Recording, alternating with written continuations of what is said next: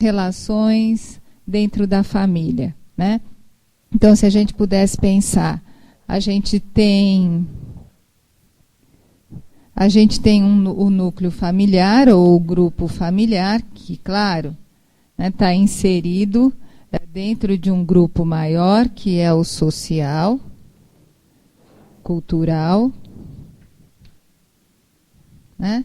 E ainda dentro desse grupo familiar, a gente vai ter o sujeito, né? Ou vários sujeitos aqui. Ou pelo menos não. O que eu quero enfatizar são 2 subgrupos dentro da família.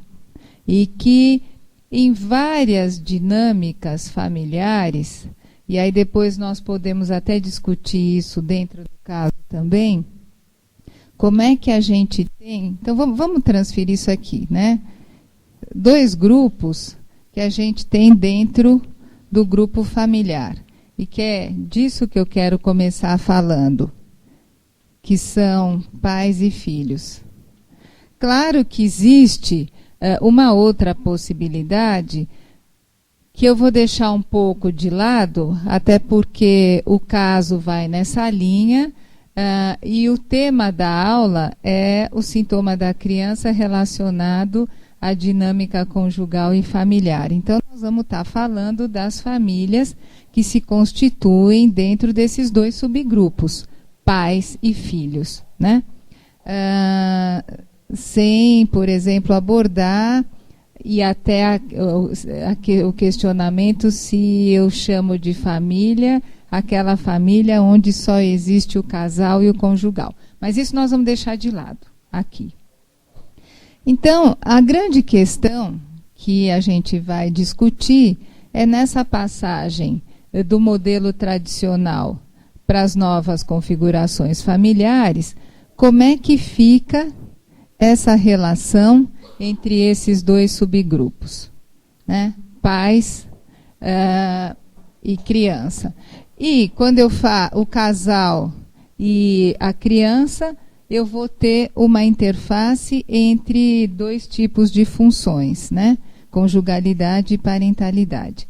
Bom, então, a gente começando dentro do modelo da família tradicional, o que a gente tinha lá eram lugares bem determinados e lugares hierárquicos bem definidos em relação às funções parentais e em relação às funções e os lugares ocupados pelas crianças, né?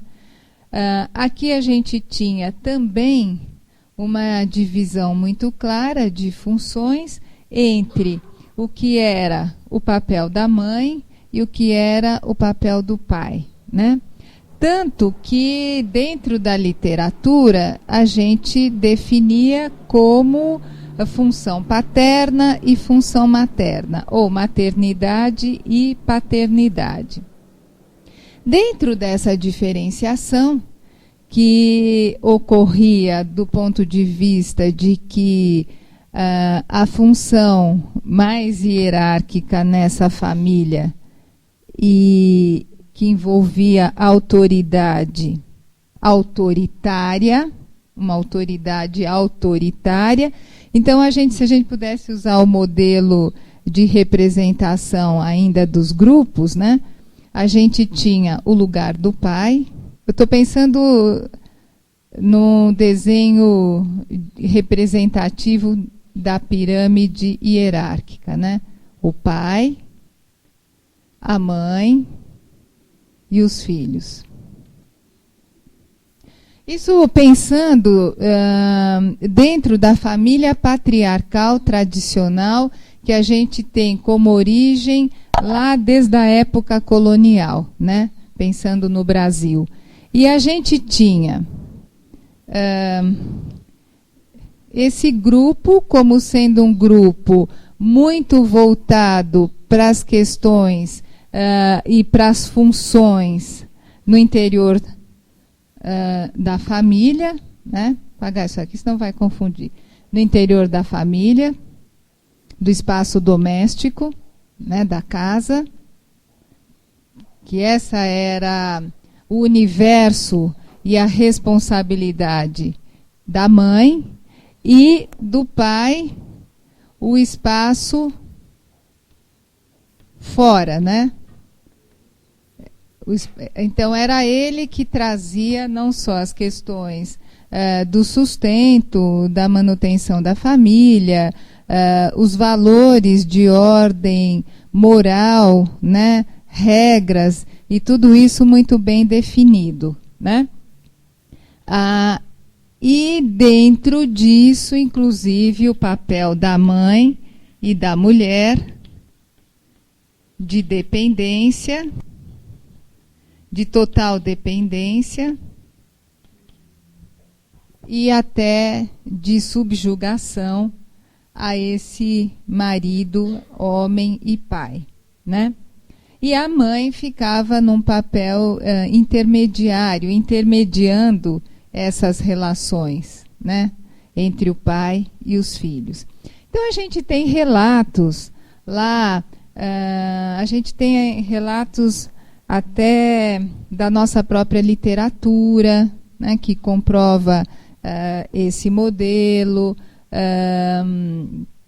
O Jurandir Freire Costa, ele tem um livro antigo onde ele vai relatando essas relações, e principalmente o papel da mulher antes de toda a mudança que foi possível a partir principalmente do feminismo, né? Que inclusive a mulher só possuía status legal e social de existência a partir do casamento, né?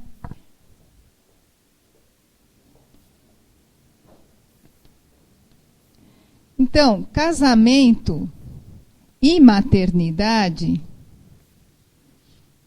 eram as únicas opções possíveis para a mulher do ponto de vista de existência social, né?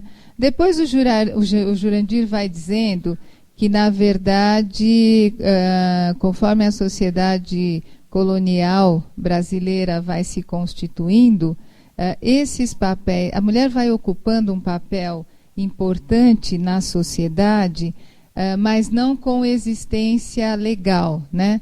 Que é esse papel de cuidadora que ela vai exercendo no interior do lar, ela depois isso vai ser estendido para o social na medida em que ela vai preenchendo buracos do social, né? Então, aí a gente tem outras questões, né? As guerras, a passagem para uma sociedade mais industrial, né? E a mulher começa a desenvolver atividades relacionadas ao cuidar, mas que vão começando a extrapolar o lar, né? O papel depois de professora, de enfermeira, né? E que alguns desses papéis vão se constituir também como funções daquelas mulheres que, por alguma razão, não conseguiram ter esse tipo de existência, então só havia um outro, que eram o quê? As freiras, né? E que, por essa linha, elas também começavam a ter uma inserção fora do lar, mas, ao mesmo tempo, tendo como modelo isso, a questão do cuidar do outro, né? Mas a questão do cuidar, quando começa com esses outros sendo o espaço da família, sendo o espaço da casa, o cuidar dos filhos como sendo uma função específica da mãe e da mulher, né? E ao pai cabia cuidar do sustento da casa, né? Então, isso vai caminhando dentro das últimas, vamos dizer, pelo menos da última metade do século, com uma grande transformação a partir da mudança do papel da mulher dentro da sociedade e dentro da família, né? Então a gente tem o quê? Não é só a questão do feminismo que produz uma mudança muito grande da mulher, mas vindo acompanhado de outros movimentos sociais que trazem essa grande mudança nas relações, né? Não só o feminismo, só que eu vou me referir àquilo que foi ocorrendo na sociedade brasileira. Por quê? Quando eu falo na última metade de século, eu estou falando a partir da década, um pouquinho mais, né? A partir da década de 50. Mais especificamente na década de 60 é que o feminismo realmente, como movimento social, ele toma força dentro da nossa sociedade. Então, eu estou falando de Brasil, porque lá fora esses movimentos começaram muito mais cedo, né? Bom, então a gente tem o feminismo, a gente tem o surgimento da pílula anticoncepcional. Eu estou falando de coisas bem antigas, quando a gente compara com esse momento já, né? A gente tem o surgimento do divórcio, que vão trazer, vamos chamar assim, uma mudança muito grande nas relações homem-mulher no interior da família, né? E aí a gente passa a ter outras interferências do mundo, que aí a gente vai chamar aí um pouco mais para frente, do mundo contemporâneo, da entrada muito forte dos parâmetros da tecnologia, principalmente da tecnologia associada à questão da concepção, né? Então, se a gente diz que há um parâmetro lá muito forte, no final da década de 50, início da década de 60, com o surgimento da pílula anticoncepcional, que quebra o parâmetro, né? Que até então guiava a sexualidade, principalmente a sexualidade feminina, e principalmente, esse termo nem existia. Conjugalidade é um termo muito novo, porque o casal só tinha existência dentro do modelo tradicional de família, ele só tinha existência para a constituição de uma família, né? Para eles existirem como família. O Foucault fala disso muito bem na questão que ele vai contando sobre a sexualidade, sobre o amor no Ocidente, né? Então, se der, a gente depois até pode falar um pouquinho mais. Mas o importante dentro desse quadro é que o casal só tinha uma existência, e o que vai sendo constituído ao longo da nossa história, da nossa memória social, familiar e de movimentos intra- e interpsíquicos do legado geracional, se pontuava nesse dogma de que o casal estava junto sempre para constituir família, né? Então, quando tem o surgimento da pílula anticoncepcional, a gente tem uma quebra nesse parâmetro, né? A possibilidade, principalmente para a mulher, de viver a sexualidade que possa ser desconectada da procriação, né? Não só isso, como eu estou falando, mas outros movimentos e mudanças do social que quebram com esse modelo hierárquico de autoridade no lugar do pai dentro da família. E, junto com isso, né, a questão toda dessa mulher, após o feminismo, ir galgando espaços no social muito grandes, né, a tal ponto que ela passa a uma igualdade com os homens. Então, em algumas primeiras etapas do feminismo, aquela velha história de buscar uma igualdade com o homem, e pelo menos nos últimos 30 anos, a partir da década de 80, os estudos já vão mostrando que, como resultado do feminismo, a mulher passa a buscar o lugar que seja o lugar dela, né? de diferenciação em relação ao homem. E em alguns espaços hoje, a gente viu, não só na família, mas pensando no social,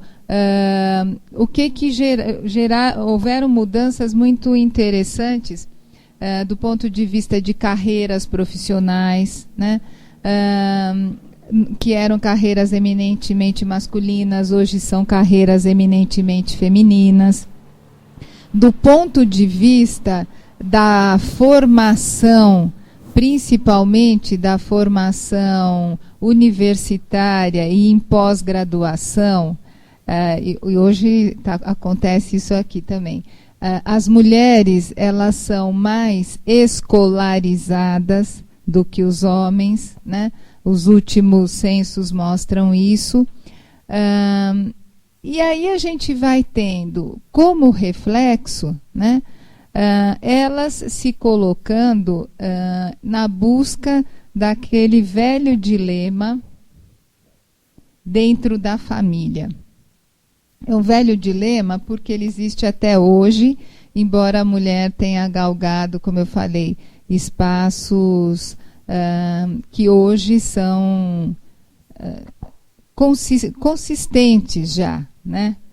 Se a gente pensar nas gerações dos jovens, isso nem se impõe. Para vocês é algo muito distante essa história passada da mulher não tendo existência só dentro da família, né? Mas o que vai acontecendo? Por que eu falei de velho dilema? Porque muita coisa mudou no papel da mulher, no social, e claro, isso tem uma ressonância no interior da família, e isso exigiu do homem também mudanças, né? E aí a mudança no sentido da gente buscar lugares e funções mais igualitárias no interior da família, né? Isso, depois, se vocês quiserem, eu posso passar para o Marcelo, e para quem se interessar, uma bibliografia. Tem uma colega minha que é do grupo o grupo da ANPEP é o grupo de pesquisadores que engloba o Brasil inteiro, que trabalham com família e casal, sob as mais diversas vertentes, desde a clínica até o social, até estudos de gênero. E tem uma amiga minha, ela chama Maria de Fátima Araújo, e ela era professora da Unesp, agora ela se aposentou. E ela trabalhou muito com essas mudanças, ou esses modelos da família, numa vertente bem trazendo a interferência das mudanças nas relações políticas, sociopolíticas, e a interferência disso na família. Então, ela tem um texto onde ela fala do surgimento e da implantação da democracia, né? E o que isso gerou em termos de funções igualitárias na família, dentro desse modelo mais contemporâneo. É uma outra forma de também olhar as mudanças que foram ocorrendo na família, eu vou chamar assim, mais do ponto de vista macro das mudanças do social, né, do social e político. Depois, se vocês quiserem, eu passo para o Marcelo a referência. Mas voltando, então, a proposta para se resolver aquele velho dilema, né, da mulher ocupar uma dupla jornada de trabalho, né? Porque ela foi para o mundo, ela conquistou um lugar muito importante na sociedade, mas e aí? Como é que fica com as questões do cuidado da casa e dos filhos, né? Bom, se ela foi para fora, o esperado é que o homem viesse para dentro, né? E até veio. Então, o que a gente tem hoje, em substituição, até do ponto de vista de construção teórica, né? Não é mais a noção de maternidade e paternidade que estava muito associada a esse modelo tradicional, mas a gente tem a noção de parentalidade, né? E a parentalidade, ela envolve que se ocupe desse cuidar dos filhos, homens e mulheres, né? Dentro de uma família heterossexual, que pai e mãe tenham funções iguais no cuidado desses filhos, né? Mas a parentalidade, dentro das novas configurações familiares da contemporaneidade, ela envolve uma complexidade de relações muito maior, porque ela vai envolver a homoparentalidade e ela vai envolver a pluriparentalidade, principalmente naquilo que diz respeito às famílias reconstituídas, né? Aí depois, se der, a gente volta para cá. E com isso, a gente abre um outro espaço, principalmente dentro das famílias reconstituídas, nas famílias adotivas também, mas dos vínculos que passam o que era só possível na família tradicional, dos vínculos ou da filiação consanguínea, a gente passa na pluriparentalidade para os vínculos de afiliação, né? Ou seja, vínculos que estão voltados a uma construção afetiva, porque não estão embasados na consanguinidade, né? A gente depois vai falar mais sobre isso. Vamos voltar ainda nessa questão aqui, que na fala e no discurso, o discurso contemporâneo é um discurso que não cabe mais essa separação entre maternidade e paternidade, mas é o discurso da parentalidade.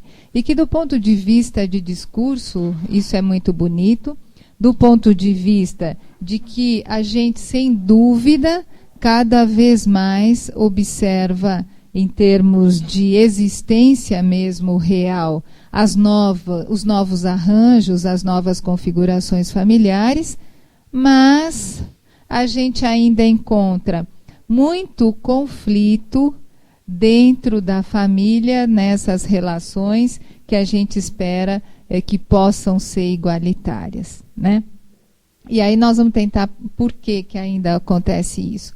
Que é o que eu falei. O velho dilema de como a gente vai fazer a divisão dessas tarefas domésticas, já que pai e mãe hoje já há um bom tempo, como consequência de todas essas mudanças, eles assumem o papel de sustentador da família. Quanto a isso, não se tem muita dúvida. E tem algumas pesquisas desses meus colegas da Ampep que trabalham com pesquisa de campo, não com a clínica, né? E uma das pesquisas, eles foram entrevistar jovens lá no Rio, jovens da classe média para cima, como é que viam o casamento e os papéis dentro da família, né? E é muito interessante que os próprios jovens rapazes, né, nenhum dimensiona, por exemplo, que o papel de sustento da família é do homem, né? Isso é muito claro de que Ah, não, a mulher precisa trabalhar, ah, não, o homem não dá conta sozinho, né? E isso não é só um discurso que é transmitido já de algumas gerações anteriores aos jovens, né? Que é a minha geração e uma geração um pouquinho anterior, mas o modelo econômico, né, de muito tempo já impõe isso, de que provavelmente é muito difícil só uma pessoa sustentar a família. Depois a gente pode falar, então, o que acontece com as famílias monoparentais femininas, não dentro da ótica de escolha, mas dentro da ótica do abandono, que isso não é nada contemporâneo, né? Mas aí a gente vai introduzindo. Bom, vamos lá. Então, esse antigo dilema das divisões de tarefas dentro do lar, com a participação do pai, isso foi, de alguma forma, talvez não tanto como a mulher gostaria, mas isso foi caminhando. O que a gente tem mais recente é um outro dilema, né? Que muitas vezes é posto para a família e como isso é trabalhado no interior dela. Aí a gente tem uma questão que, assim, alguns conflitos na clínica com os casais, muitas ainda são voltados para esse dilema do tipo, a mulher trabalha muito e reclama que, puxa, olha, ele chega, não ajuda, o filho está lá aprontando, o pai não faz nada, né? Então, eu falo, é um velho dilema, mas ele ainda acontece hoje do ponto de vista de gerar conflito no casal. Um outro dilema, que é ligado ao velho, mas que ainda acontece hoje, é em famílias onde ou o marido, por alguma razão, está desempregado, ou a mulher, pela história dela de carreira, por exemplo, ela tem um ganho maior, né? E a gente vai ver que como é que isso se dá no universo mais íntimo, vamos dizer assim, da relação do casal. Então, tem muitas coisas. Tem desde a mulher que ganha mais, e isso foi uma pesquisa que uma colega minha fez no Nordeste, porque aí a gente tem, inclusive, um Brasil de várias culturas, né? E de culturas onde esse modelo da família tradicional ainda hoje é mais ou menos forte, gera uma influência maior ou menor, né? E não só dentro de culturas diferentes do país, pensando no país, mas dentro das estratificações sociais, né? Então, ainda a população de origem rural, por exemplo, ela ainda sofre uma influência grande do modelo tradicional, diferente da população média e média alta, que sempre ocupou as grandes cidades, né?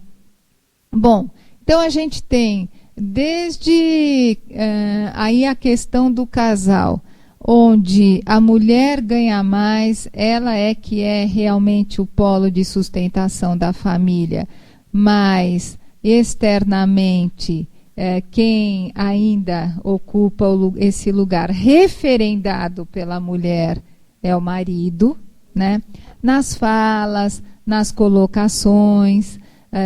Tem uma pesquisa já um pouquinho antiga, porque é da década de 90, feita por uma colega minha, pesquisadora do Nordeste. A pesquisa foi feita com mulheres que eram de classe baixa, de uma região periférica de Fortaleza, onde a maioria das mulheres casadas eram as que realmente sustentavam a casa e os filhos, mas não só para a entrevistadora, mas elas contando um pouco como é que era esse se apresentar assim, que não se apresentavam, não só externamente, mas inclusive chegavam e davam o dinheiro para o marido e que muitas vezes levava para o bar, né? O Bolsa Família e algumas políticas públicas, elas estão relacionadas a esses estudos quando decidiram que o dinheiro vai para a conta da mulher, né? Bom, mas dentro de uma outra classe social, isso ainda ocorre. Então, as mulheres que agora a gente chama, ou os casais, né? Um outro dilema é o casal de dupla carreira.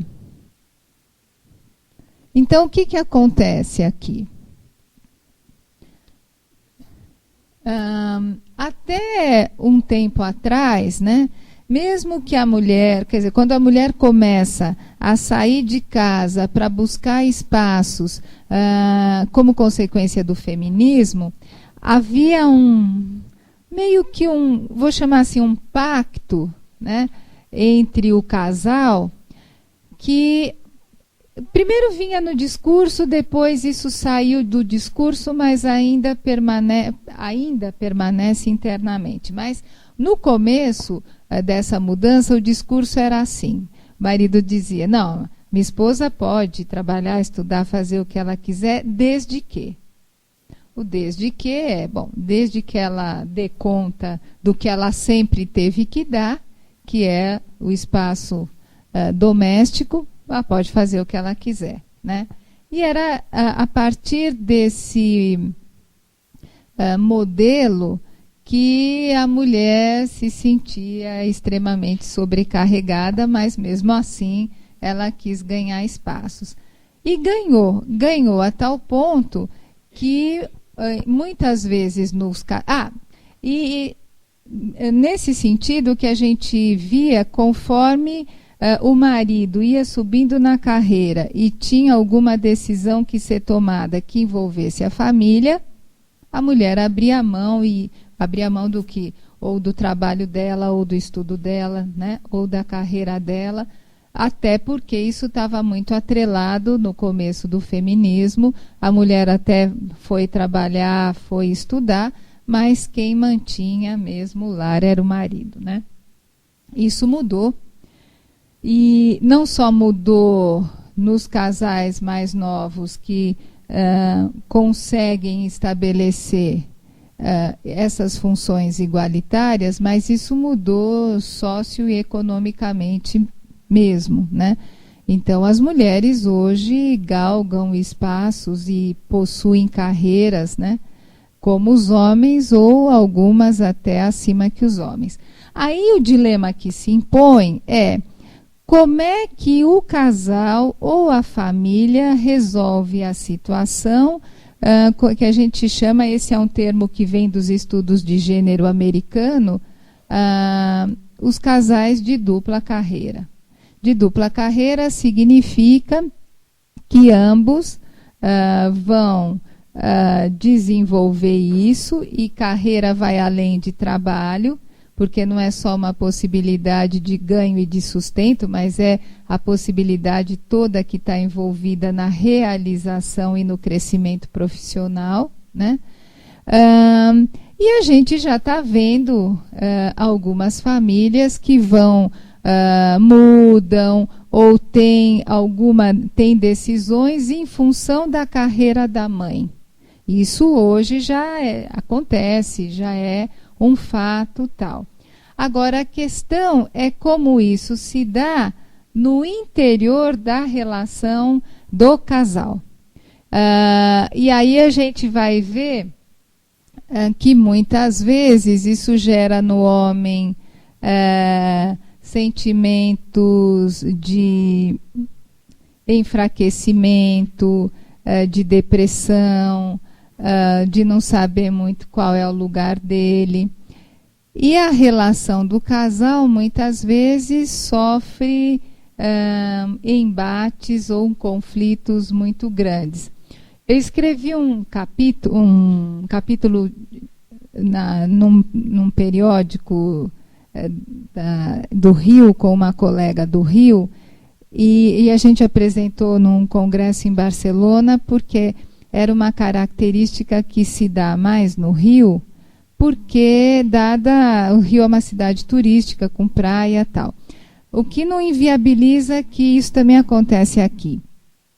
Mas a gente escreveu um artigo falando da relação que ocorre na questão do conjugal, homem e mulher, e nesses jogos aí mais interpsíquicos, né, do homem, quando o homem se sente muito desvalorizado socialmente e sem recursos para lidar com isso, porque eram situações da clínica dela, com casais, onde ou o marido estava desempregado, ou ele estava passando uma situação de não se sentir capaz, né?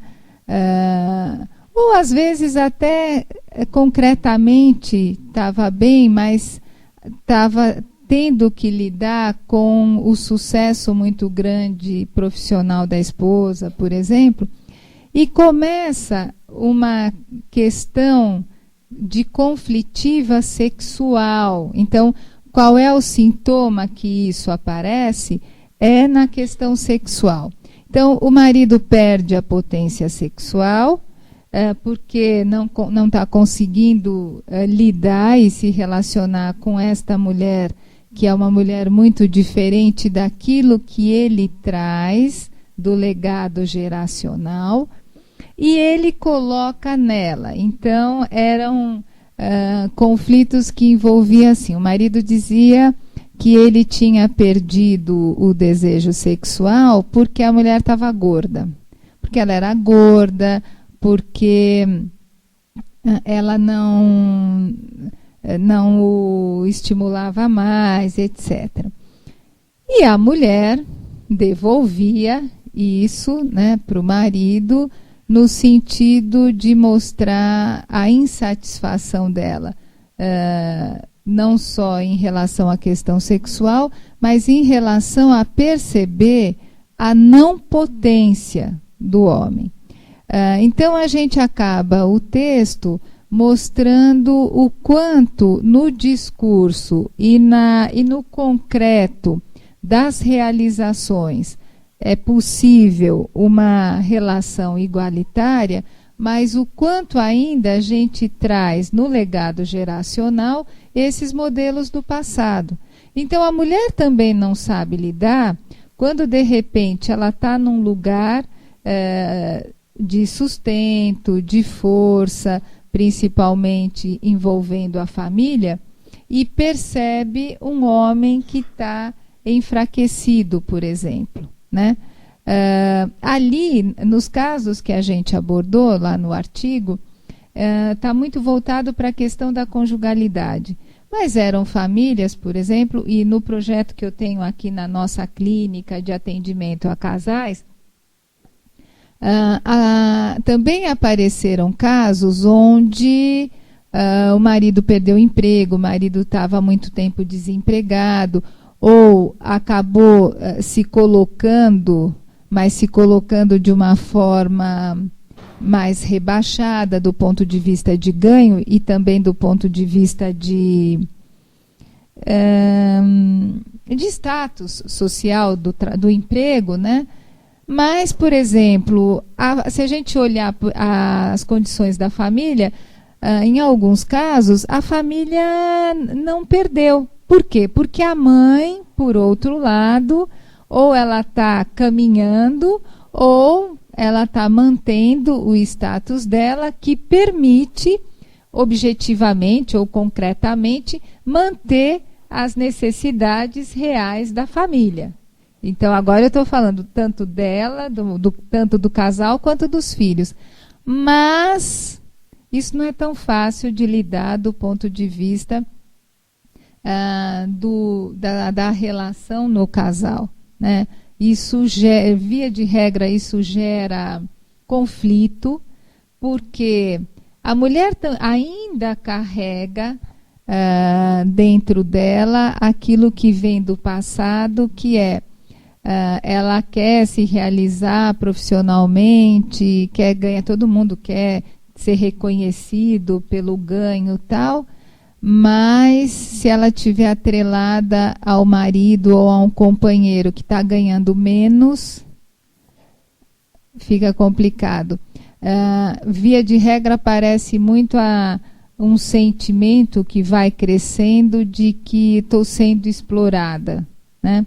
E eu tive alguns casos da clínica, como eu falei para vocês, de que o homem perdeu o lugar dele profissional, não porque ele fosse vagabundo, não porque ele quisesse isso, mas condições da própria economia, do próprio desenvolvimento econômico do país geraram isso, né? Mas em algumas dinâmicas de casais, isso se desvincula da percepção racional. E a mulher vem se queixar de que esse marido não quer saber de nada, que ele é vagabundo, que ela não aguenta mais, porque ela tem que sustentar todo mundo, né? Muitas vezes, sem conseguir detectar que há um quadro, por exemplo, de depressão, há um quadro de perda de autoestima, de confiança daquele homem, que também não sabe lidar com essa situação de repente, ter perdido um status social, né?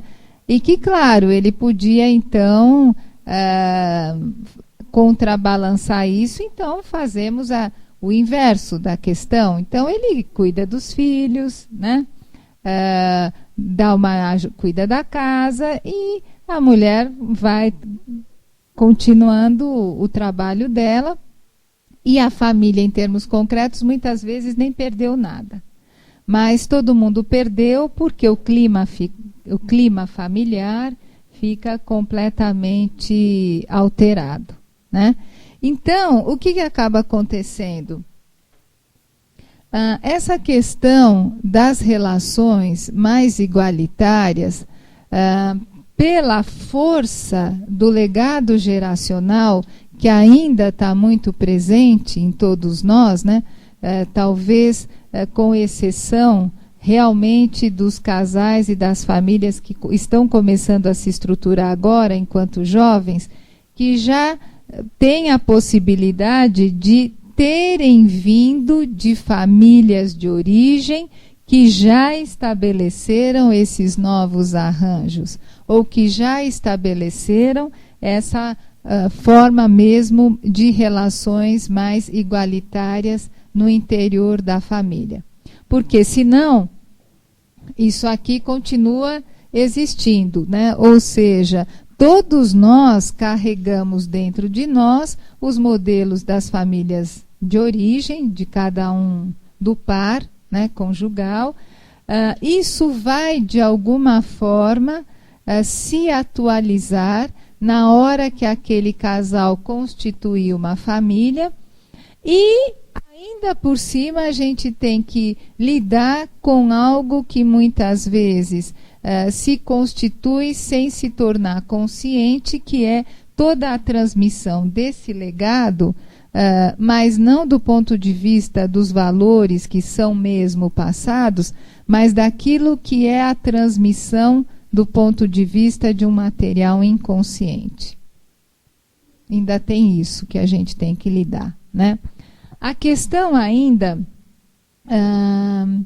do modelo edípico, ou da resolução mais ou menos da situação edípica, também continua presente em todos nós ainda.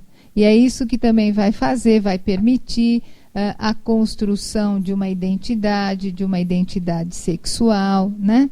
E não dá para a gente se livrar de tudo isso.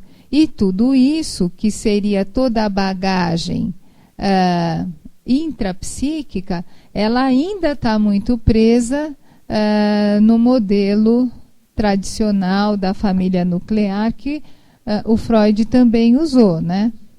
Que envolve o casal, né?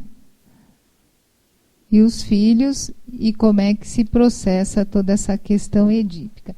Por isso que é tão difícil a gente poder falar como é que é essa passagem e o exercício desses novos modelos que são possíveis e que estão no discurso e que estão sendo exercidos aí, mas que ao mesmo tempo e principalmente na clínica a gente vai poder ver que isso não é tão tranquilo assim, né?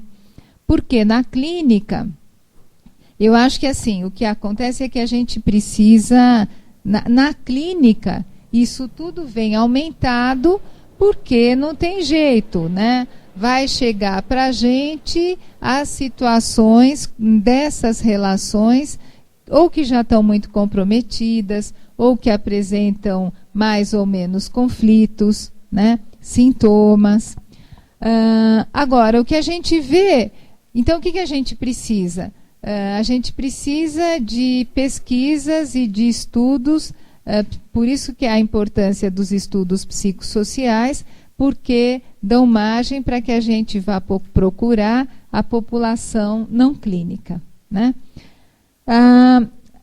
Lá no meu laboratório, eu tenho orientado algumas pesquisas de orientandos nessa vertente, de buscar estudar a população não clínica e essa interface das novas configurações familiares para trazer conhecimento e subsídios para a visão do clínico, né? Mas o que acontece? A gente não faz pesquisas quantitativas, né? A gente faz pesquisas qualitativas e vocês sabem que também fazer pesquisa com família ou com casal, não da clínica, também não é muito fácil, né? Porque os sujeitos, e dada a vida que a gente leva, não estão soltos por aí, super disponíveis, né? A gente até brinca que por que tem tanta pesquisa com estudantes universitários, né, com jovens, com adolescentes, porque é muito fácil você ter acesso a essa população, né? O pesquisador que é jovem, no geral hoje, e ele vai fazer a pesquisa dele inserido dentro da universidade, bom, nada mais fácil de que buscar sujeitos jovens universitários, né? Então, o que acontece? Eu tive algumas pesquisas que a gente tentou, uma delas a gente foi ver essa interferência ou influência da transmissão psíquica transgeracional, então essa aqui que diz respeito mais ao material inconsciente, e a construção da conjugalidade, né? Querendo ver um pouco, só que assim, a gente queria ainda ver a interferência desse modelo tradicional, então fomos buscar em casais que estavam há mais de 20 anos casados, né? É uma amostra pequena, quer dizer, essas pesquisas todas elas têm uma amostra pequena, pelo que eu estou falando para vocês, porque não é muito fácil você encontrar o casal disponível, e quando a gente quer ir além do material consciente, então você tem que ter uma metodologia que dá mais trabalho. Então, se você vai fazer uma entrevista mais profunda, que permita atingir esses dados. Ainda usamos uma técnica projetiva, e a minha aluna, foi um trabalho de doutorado, ela ia na casa. Só que o que aconteceu? Inicialmente a gente pensou num N de 10 casais, que quando a gente fala assim, não parece muito. Já foi muito difícil e ela conseguiu só 7. E desses 7, nós acabamos ficando com 5, porque 2 casais, quando ela já tinha feito toda a entrevista, estava com todo o material, um tempinho depois, ambos, num dos casos, a esposa ligou para ela e disse: olha, eu e meu marido, nós conversamos melhor e a gente achou melhor que você não use tudo aquilo que a gente te falou. Porque vocês sabem que a gente que os sujeitos assinam um termo de compromisso. E ela falou: nós não queremos mais. O outro caso, ela foi na casa deles, começou a entrevista, tudo bem, né? Aí terminou a entrevista, o casal foi muito gentil, a esposa aí serviu um café com bolachas para ela, tal. Aí no final do café com bolacha, ela vira para ele e fala assim: olha, a gente falou algumas coisas que a gente nunca nem tinha conversado. Então, meu marido, enquanto eu estava lá dentro fazendo café, ele veio me dizer que não quer mais participar. Essas entrevistas duravam, assim, foi a Lúcia, duravam 2, 3 horas. Então, é muito difícil ter acesso a essa população, né? A população não clínica. Então, a gente tem alguns trabalhos de pesquisa e que foram mostrando, mesmo não estando na clínica, que isso aqui não é tão simples assim. Quer que feche a porta? Eu fecho.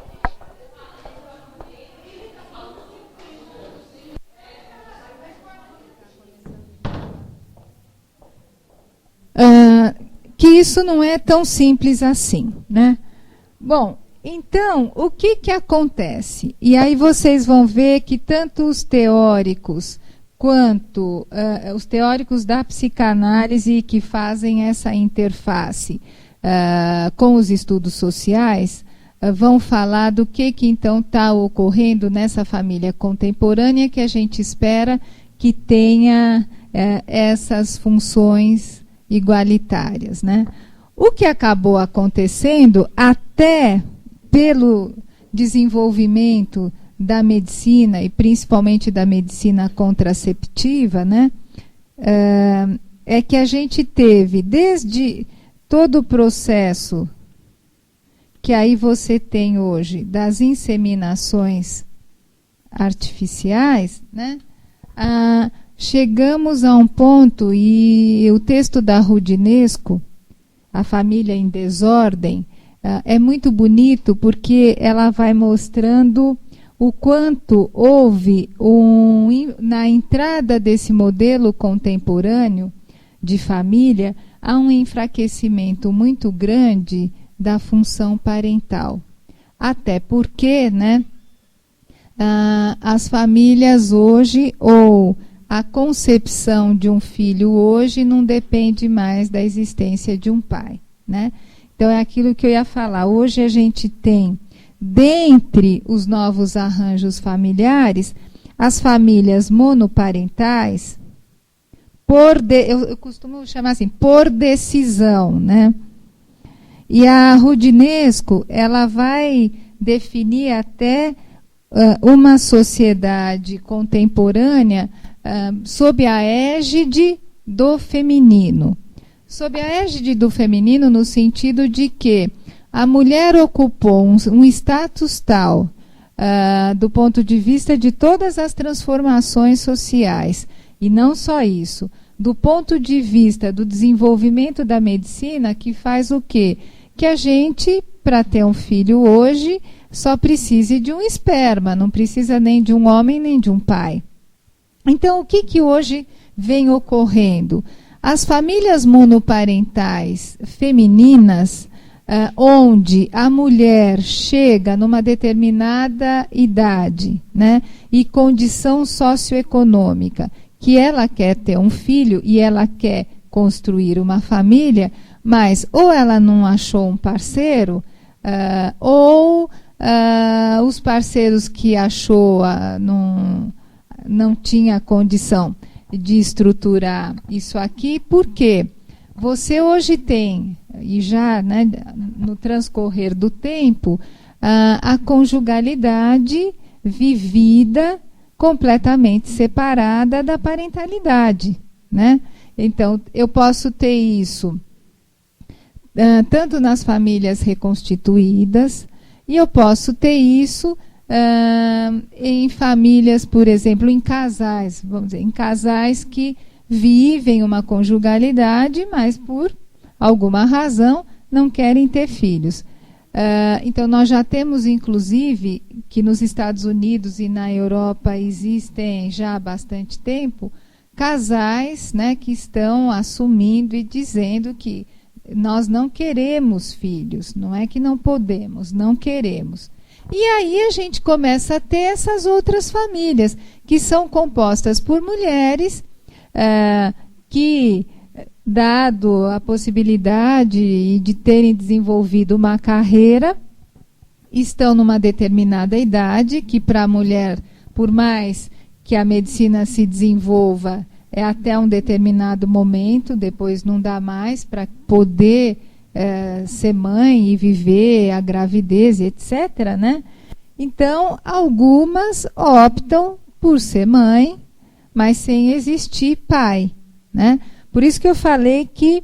E essa família monoparental, ela tem uma qualidade de relação com o filho ou com os filhos muito diferente das famílias monoparentais femininas do passado, né? Porque do passado, mas que existe até hoje, na medida em que a proposta inicial não é essa. A proposta inicial é a mulher se relaciona, escolhe um homem ou engravida de um homem, mas ela traz dentro dela ainda todo o desejo e todo o imaginário daquela família com ela, o marido e os filhos, né? E aí, muitas vezes, até por um processo disso aqui, né? Que muitas vezes, que era o outro texto que eu te falei, que era... Eu mandei um outro texto para vocês, que a revista não está online, onde eu vou contar uma história de violência familiar sendo transmitida geracionalmente em 3 gerações de mulheres, a avó, a mãe e a filha. E aí nós vamos ter a família monoparental feminina, mas aí por uma situação de escolha e de abandono, cujo abandono vai sendo transmitido e repetido de geração em geração, né? Que é muito diferente dessa aqui, que é uma monoparental por escolha, e que aí a gente pode dizer característica da contemporaneidade, né? E aí a gente tem uma mulher forte, poderosa, né, que vai assumir a parentalidade, podendo exercer as 2 funções, sem, e aí vou deixar a interrogação, sem a possibilidade ou sem o sentimento e o conflito de que estou sozinha e como que eu faço, né, e dou conta, não dou conta, porque foi uma escolha. Aí a gente tem que começar a estudar isso aqui até para ver se é tudo tão tranquilo assim, né? Embora seja uma escolha, diferente das outras situações onde há uma repetição que se dá sem, claro, uma escolha consciente, né? Bom, mas dentro dessa família igualitária, então vamos ver... ou nesse exercício da parentalidade característico da contemporaneidade, o que acaba acontecendo é que ou a gente tem um enfraquecimento da função paterna, mas pensando em parentalidade, a gente poderia dizer que hoje o que vem acontecendo muito é a perda desses lugares hierárquicos dentro da família. Então, os pais não sabem qual é o lugar deles e que esse lugar tem que ser um lugar diferenciado e tem que ser, continua tendo que ser hierárquico em relação aos filhos. A questão de uma autoridade autoritária é uma outra história, mas que tem que haver uma hierarquia nesses dois subgrupos. Então, a gente vê muito hoje a questão de que, e principalmente na família adolescente, né, com os filhos adolescentes, os pais trazendo muito essa máxima de que eles são amigos e iguais aos filhos, né?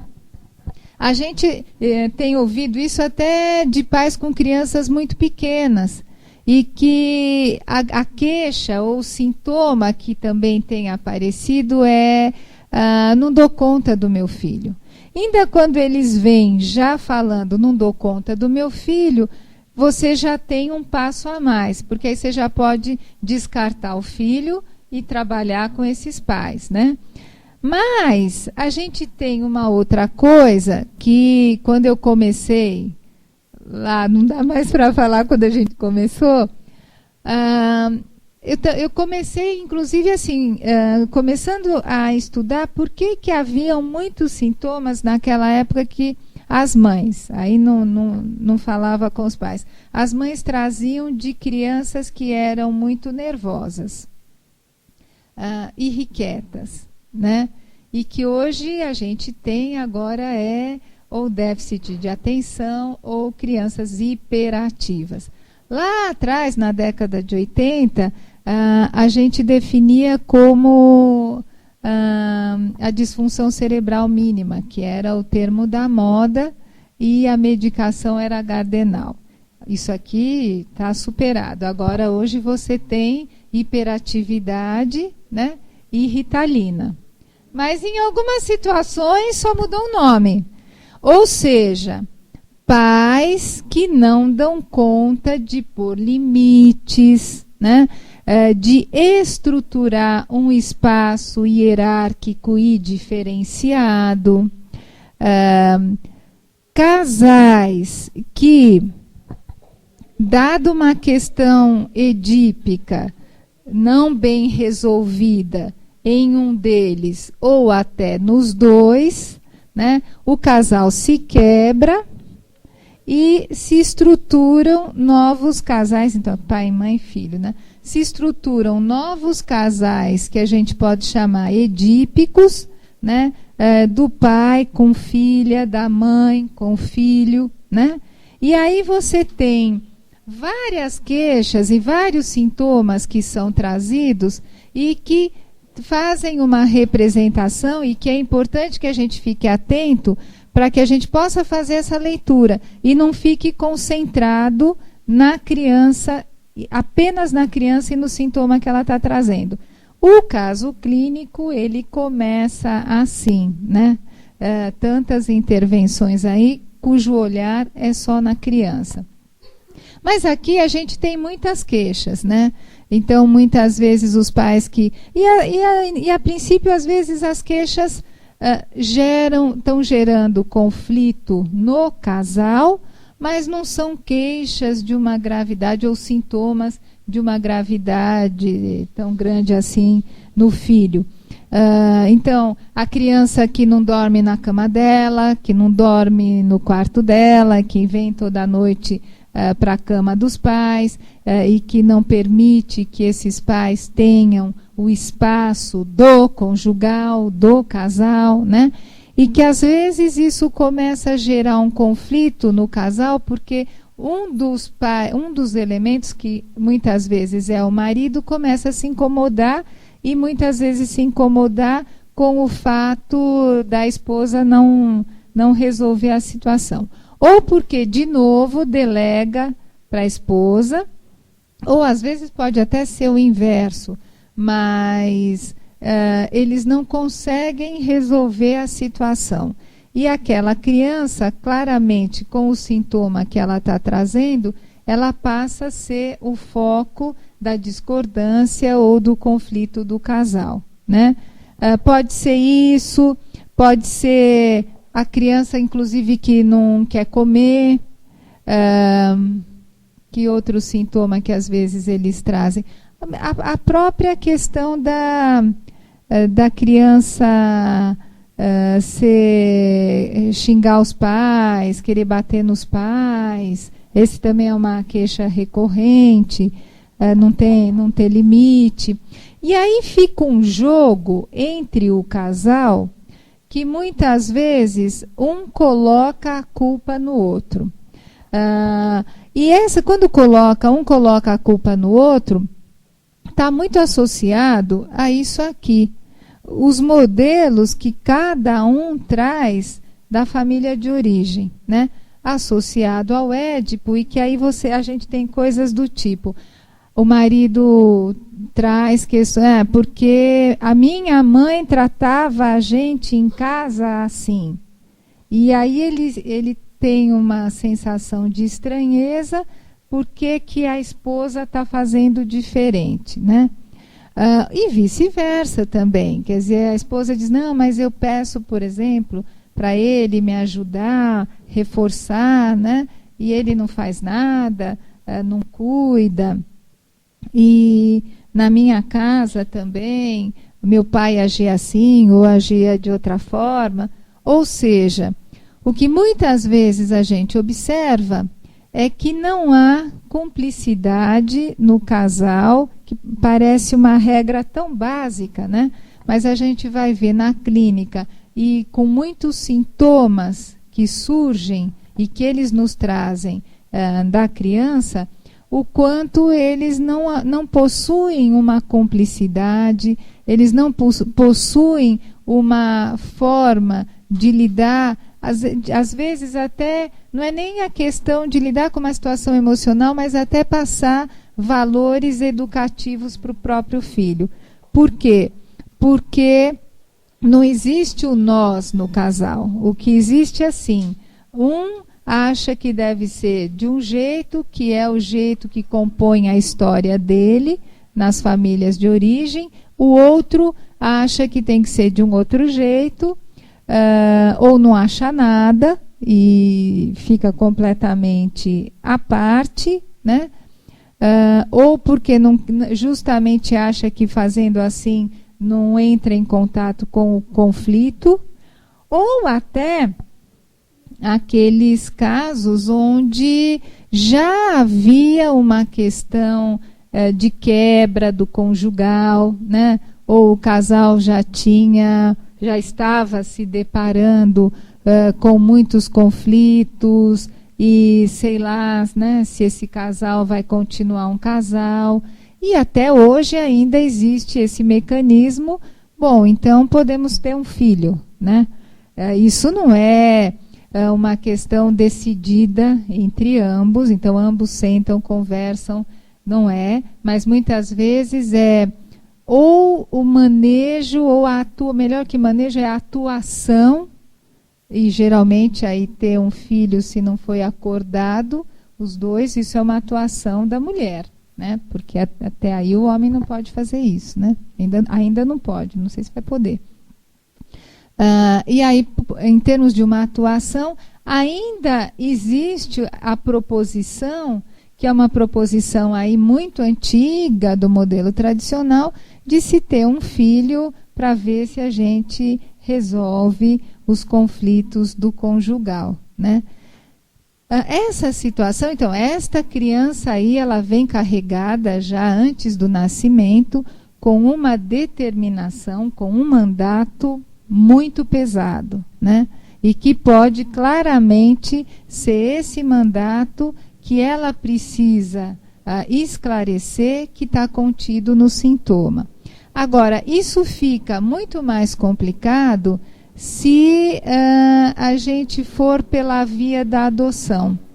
Então, alguns casais que apresentam também vários conflitos, a relação já não está muito fortalecida, né?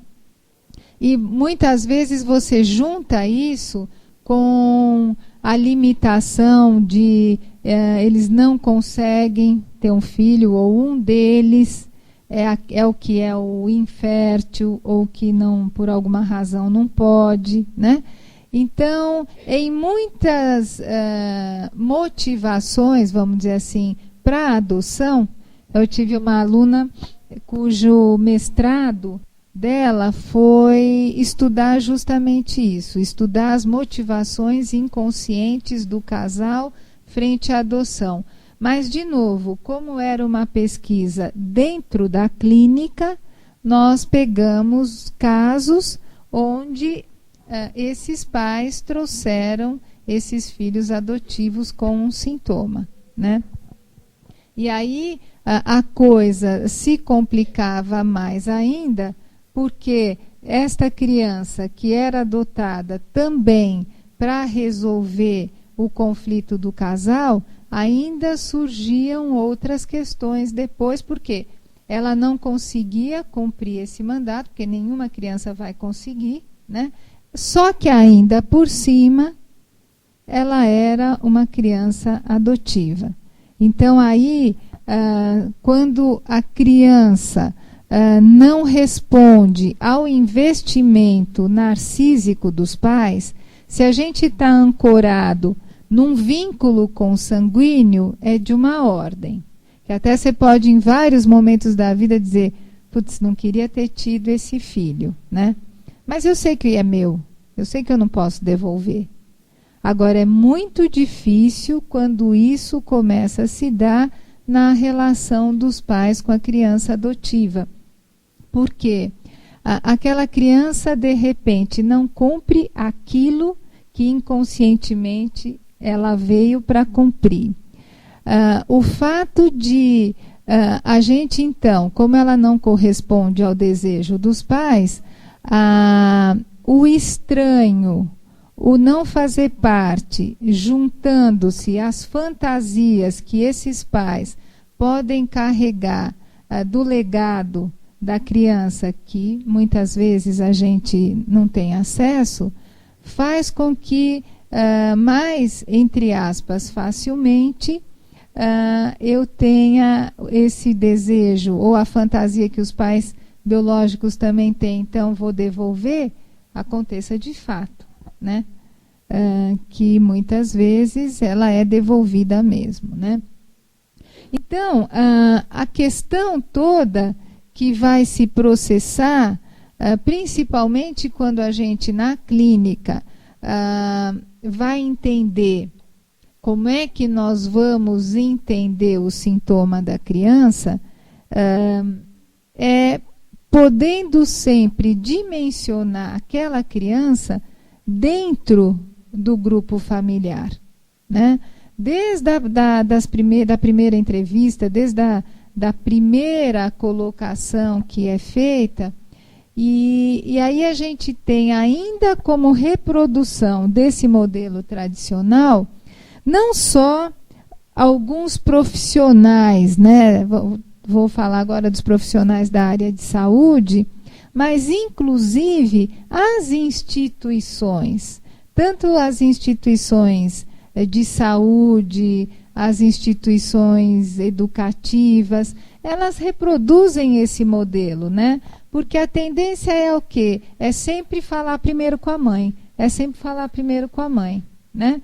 E aí a questão é assim, mas por que sempre falar? Por que a gente já não poderia instituir que assim, temos que falar com o casal? É claro que, e é o que está contido no caso clínico, sempre vai estar estabelecido isso. Pode ser que o pai não venha. Sim, pode ser que o pai não venha. Mas acho que o que a gente precisaria mudar enquanto profissional em larga escala, e não só o profissional de consultório, porque aí no consultório é muito mais fácil, você tem a sua autonomia, fazer esses trabalhos mais amplos que realmente a gente mude a cultura. Fala.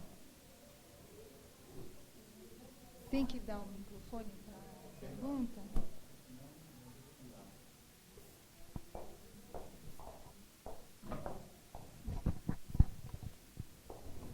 Na verdade, é um pouco de uma dúvida que eu tenho até pelos atendimentos que eu faço. Meu nome é Auriana, eu sou psicóloga numa unidade básica de saúde, estratégia saúde da família.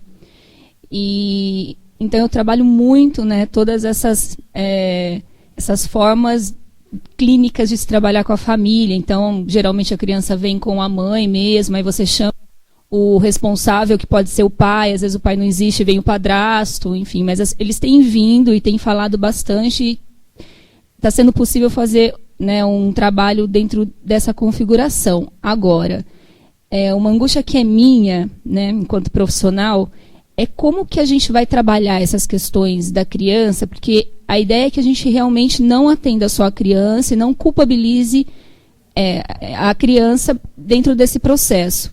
Mas, às vezes, o que eu sinto é que a gente chama os pais, começa a entender, né, a posição, os papéis, entender, né, cada um dentro dessa dinâmica familiar, e acaba caindo uma culpabilização sobre os pais. E aí eu fico um pouco assim... E aí é uma questão até minha, porque às vezes você vai pontuando tudo isso, né? Eu acho que todas essas situações que você colocou, a gente, dentro do atendimento, vai pontuando, né, conforme é possível. E fica essa sensação também de que, olha, não é só a criança, mas existe uma relação, às vezes, muito complicada no casal, que acaba levando também a certos comportamentos, certas atitudes e certas sequelas, sei lá, consequências na criança. E acaba gerando essa sensação de culpa dos pais. Eu só não vou deixar ela falar mais, porque ela traz uma questão importante e a gente daqui um pouco vai ter que fazer intervalo. O que você está falando, aí vai depender de como é que é o vínculo do casal. Agora vamos esquecer a criança, porque o sintoma da criança, muitas vezes, ele é uma forma intermediária para a gente chegar aqui, né?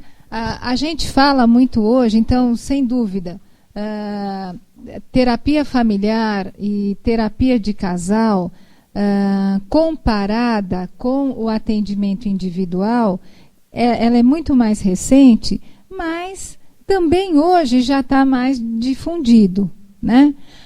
Só que a gente ainda tem, da mesma forma como a gente tem na família, eu não sei se vocês já falaram, Marcelo, sobre isso, mas a gente ainda tem muito na família o bode expiatório, né?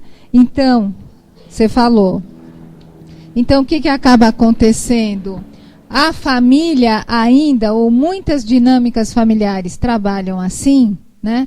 Funcionam assim, de que elege um elemento da família que vai ser aquele que vai trazer à tona, na verdade não é o problema dele, mas não é o sintoma dele, mas é o sintoma de todo o grupo.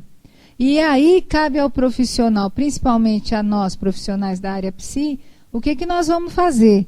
Se nós, dependendo da conduta, do manejo, do encaminhamento, nós vamos confirmar isso aqui.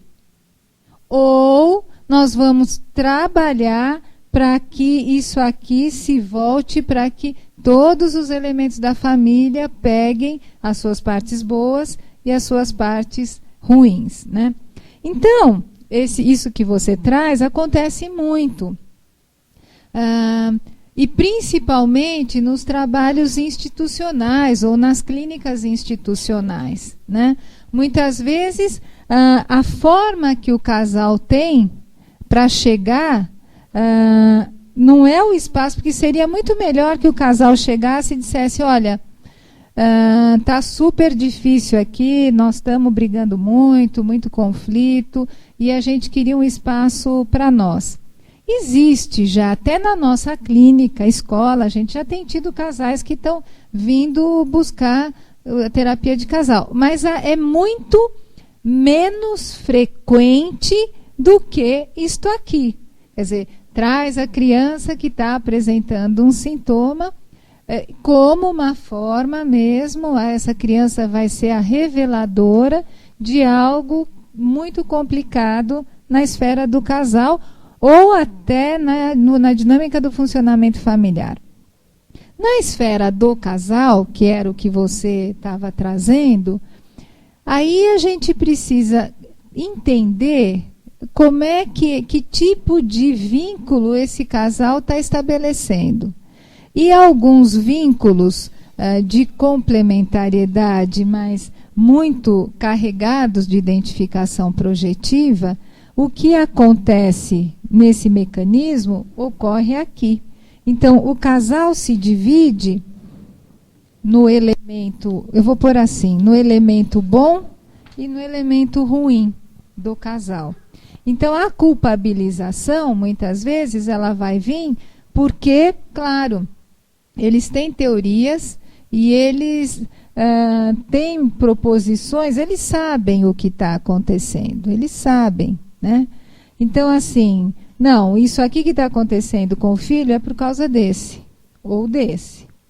E o que vai acontecer? A gente precisa ter muito cuidado, porque muitas vezes há uma situação concreta ou há uma patologia mesmo instituída em um dos elementos do casal que cabe ao profissional tomar muito cuidado para ele não referendar isso.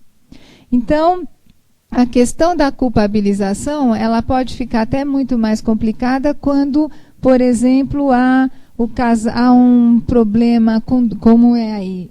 Um deles é usuário de drogas, é alcoólatra, ou é um psicótico. E que aí o que acontece? Já vem embutido pelo outro parceiro, o meu filho tem esses problemas por causa daquele lá, né? Ou mesmo que não, é que quando há o referendamento de algo concreto, é mais difícil ainda, né? Mas pode ser simplesmente uma dinâmica de funcionamento e que às vezes até está atrelada aqui. Então, assim, alguns pais ainda dizem, hoje não, isso aí é problema da minha mulher, é ela que tem que resolver, né? E eles até vêm, mas eles vêm como um apêndice, porque é ela que tem que se haver com a criança, né? Então aí cabe ao terapeuta, ou aquele que primeiro vai fazer essa escuta, né? Que comece já a trabalhar aqui para mostrar o lado e o comprometimento e a responsabilização de cada um deles frente à criança. O que a gente faz? A gente dá uma paradinha? Não, acho que o tema é vasto e a gente pode voltar no tema, porque no caso clínico tem muita coisa do que a gente conversou, a gente pode voltar. A não ser que alguém não queira perder tudo isso e queira fazer mais alguma colocação. Eu queria saber se você podia falar um pouco mais sobre o objetivo da pesquisa com a população não clínica. Os estudos psicossociais.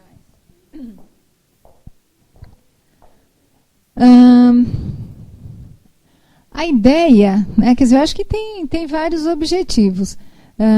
Existe um objetivo dos estudos psicossociais que são construir conhecimento, só.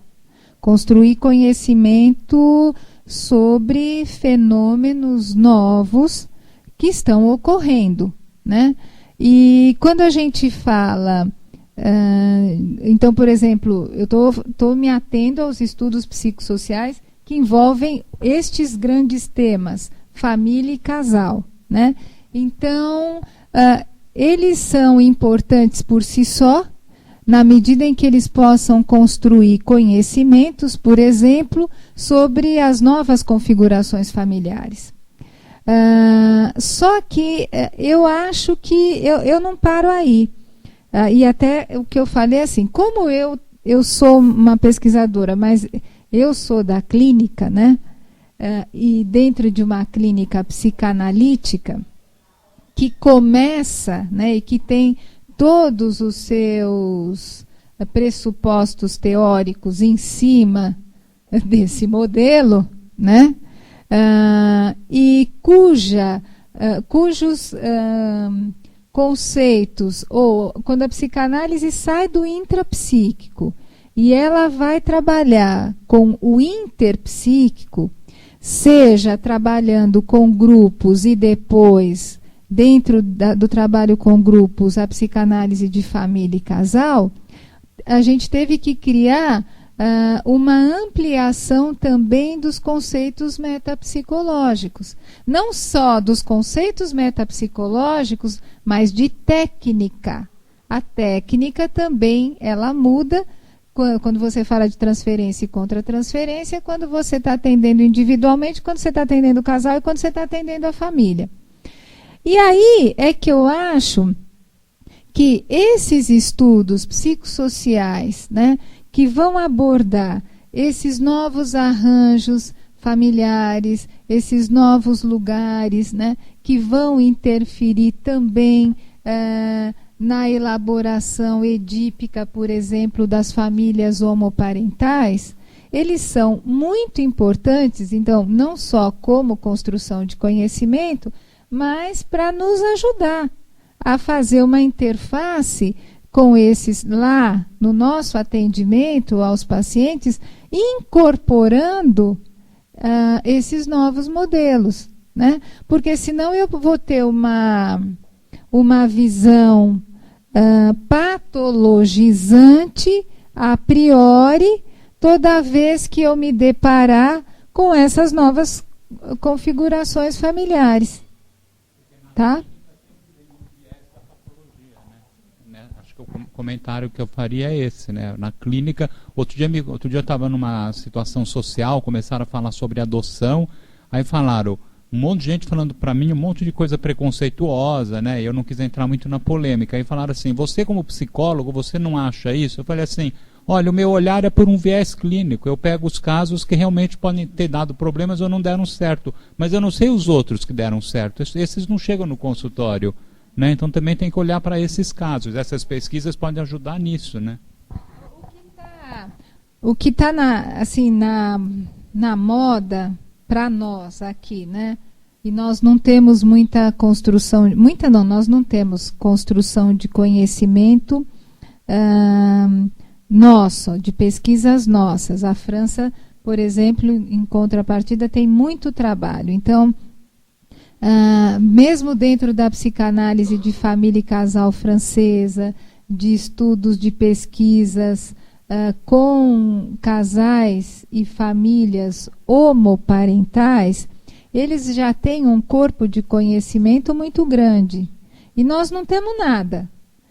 Se eu vou pegar todo o modelo de construção que o Freud, por exemplo, traz, que é muito importante, com tudo que houve de mudança, a gente sabe que a questão edípica, ela continua sendo essencial nos modelos de identificação, nas construções de subjetividade, né? Até na questão da transmissão do legado geracional, mas o Lacan, sem dúvida, ele traz um grande avanço quando ele fala função paterna não precisa de pai presente, né? Mas a gente precisa começar a construir, então, um conhecimento que não venha da clínica, né?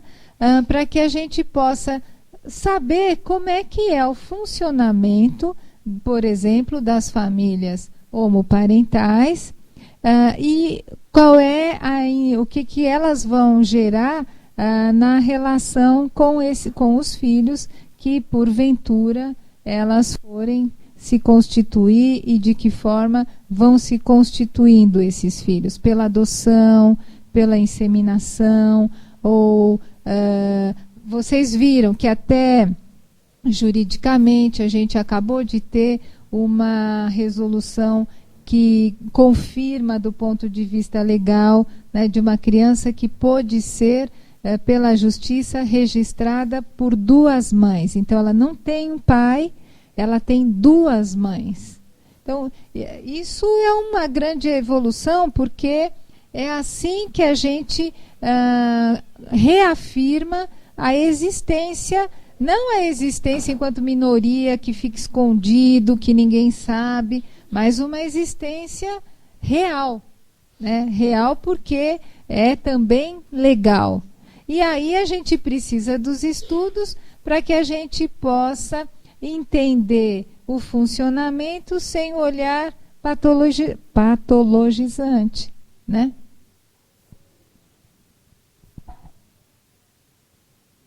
Então vamos fazer um intervalo? 15, são 10h25. 15 minutinhos, tá?